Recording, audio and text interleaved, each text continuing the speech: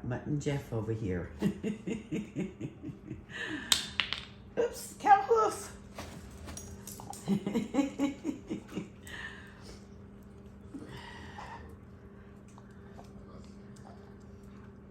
Just takes a little time, y'all. That's why I always have this, I don't know, for some reason, it gives me a weird feeling. People say, my dog just can't get along with the other dog. I can't bring another dog in the house. I can't do this. I can't. I kind of don't get it. I guess there's some dogs that maybe are just not good. I don't know. But I'm saying here is I have had at least 400 to 500 foster dogs in and out of this house.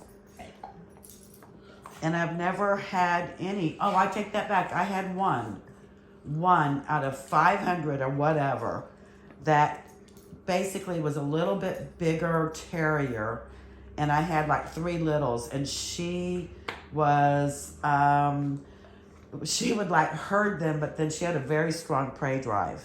So she would start the circling. And I had a little schnauzer that we had saved from Brooks back in the day. And he wouldn't give in, and she wouldn't give in. Now, I will say this. That was back when I worked 70 hours a week, and I didn't want to have to leave them locked up in a kennel 10 hours a day. Probably today, I could have made it work out. But even all those years, up until 3 months ago, I worked. I managed a store. I worked 60, 70 hours a week.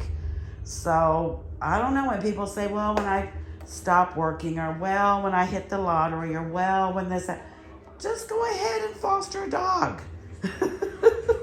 Listen, we got a little house. I'm old. I don't know. Either it's in you to do it or it's not, you know? That's just the thing. But I think some people, if they really have a love of animals, if they will just try it 1 time, 2 times, it's extremely addicting. Now, I will say, your life is kind of not your own. Now, if you've got maybe teenage kids living at home, that could help. That could babysit them if you needed to go out or go someplace, or vice versa. You know, it probably would be great for the kids, and a lot easier on you. But I don't know. I just feel like so many more dogs would have such a better chance of getting in a home if they weren't stuck in what they would call a no-kill kennel. In other words, some dogs have been there 2 or 3 years. Those dogs have emotional problems at that point. I hate to say it, but usually they're kennel reactive, they're dog reactive, depending on the dog. You just can't take a dog and lock it up for 2 or 3 years without a whole lot of human interaction and think it's going to be all right. If those dogs would immediately go into a foster, their chances just went up by 80%. Sorry, I just believe that totally. So anyway, I just wanted to show you our little rascals. And they even got along with, as Dad calls her, the horse. And really, she could have gone either way, because, you know, a dog that's tied up in a backyard with other dogs can be very food reactive. I don't blame any dog for being food reactive at all. I would rather them not be, but if they are, big deal, you go feed them in their kennel. But, you know, it can get a little fun if you have food out, if you have treats out, but they've been very, very good about the treats and who's got the treat and dog skills. So, and this is something she needed to learn. She probably never knew this. She was tied in the backyard. How's she supposed to know the rules? And apparently, you know, I've got really, really good accepting dogs. Brielle is the hardest, and she's the brattiest. But she finally gave in. Anyway, I don't even know how I got on that subject, but I got to go feed my little stray cat outside. He's getting really tame. I can pick him up now. He's almost there every night and every day, in the mornings and at night.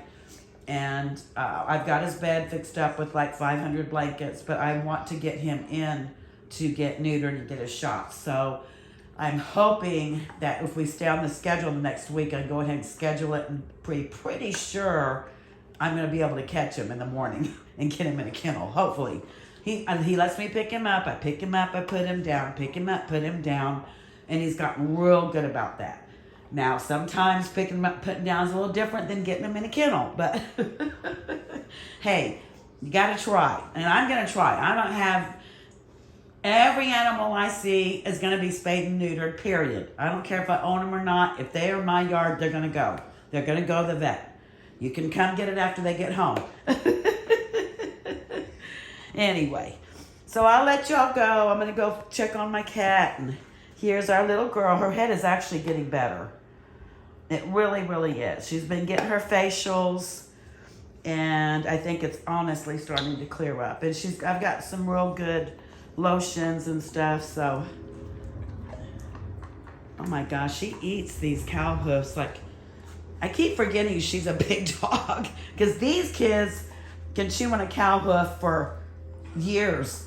She will actually chew them up with her big old teeth. Okay, guys, sending love and hugs. Love y'all. Bye. Say bye.